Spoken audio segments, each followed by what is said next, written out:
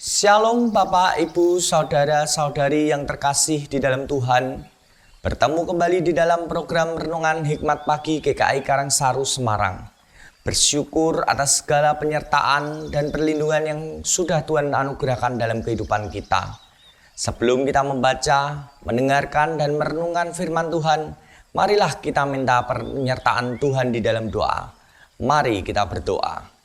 Terima kasih Bapak atas segala kesempatan yang telah Engkau berikan pada kami pagi ini, sehingga kami dapat menerima firman-Mu.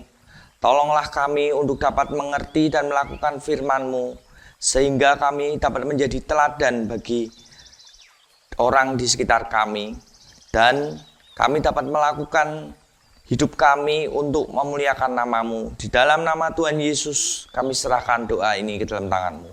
Amin. Renungan hari ini akan dibawakan oleh Pendeta Angga Prasetya dengan tema Pemimpin yang Melayani. Bacaan diambil dari Filipi 2 ayat 3-4 yang berbunyi demikian. Tanpa mencari kepentingan sendiri atau pujian yang sia-sia, sebaliknya hendaklah dengan rendah hati yang seorang menganggap yang lain lebih utama daripada dirinya sendiri. Janganlah tiap-tiap orang hanya memperhatikan kepentingannya sendiri, tetapi kepentingan orang lain juga. Demikian sabda Tuhan, syukur kepada Allah. Selamat pagi Bapak Ibu, saudara-saudari pemirsa Hikmat Pagi.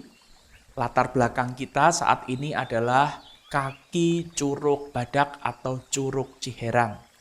Ketika Bapak Ibu, saudara-saudari berada di tempat ini, maka akan dapat merasakan butiran-butiran air yang lembut yang menerpa wajah dan tubuh Bapak Ibu saudara sekalian. Tentunya itu akan menyebabkan kita merasakan sensasi segar yang menyenangkan dan kita dapat merasakan betapa indahnya alam ciptaan Tuhan. Dan kini mari kita merenungkan firman Tuhan.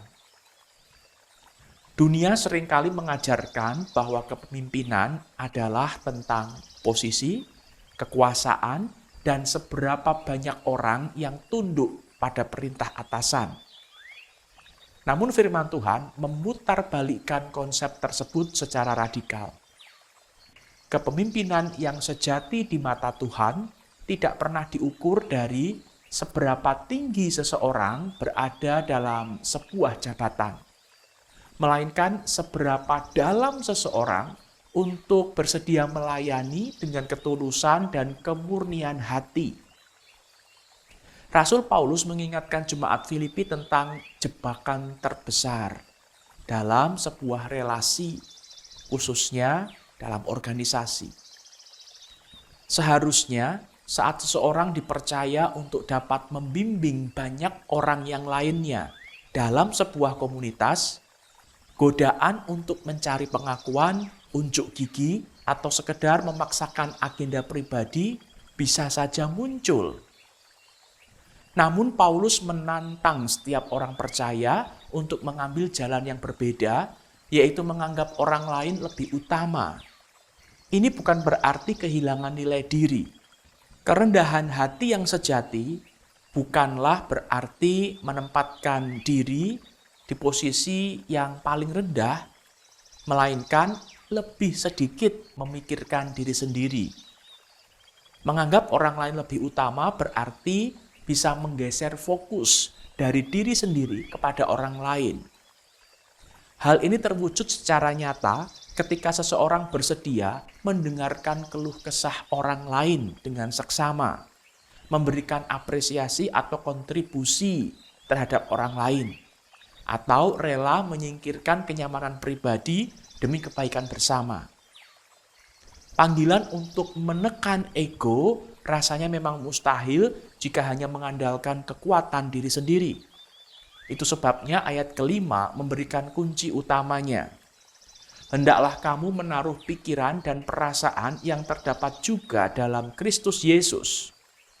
Yesus, Sang Raja yang berdaulat, menanggalkan kemuliaannya untuk membasuh kaki murid-muridnya.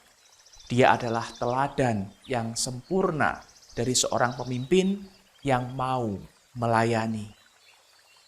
Mari kita berdoa.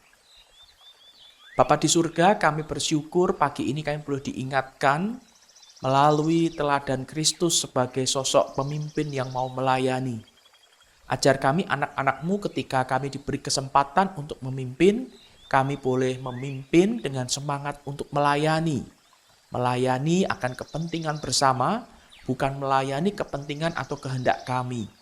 Sehingga pelayanan kami boleh jadi berkat bagi banyak orang. Ini kami anak-anak-Mu yang terus berusaha ketika kami memimpin dengan semangat untuk melayani sesama. Di dalam nama Tuhan Yesus kami berdoa. Amin. Selamat pagi, selamat beraktivitas. Tuhan Yesus memberkati.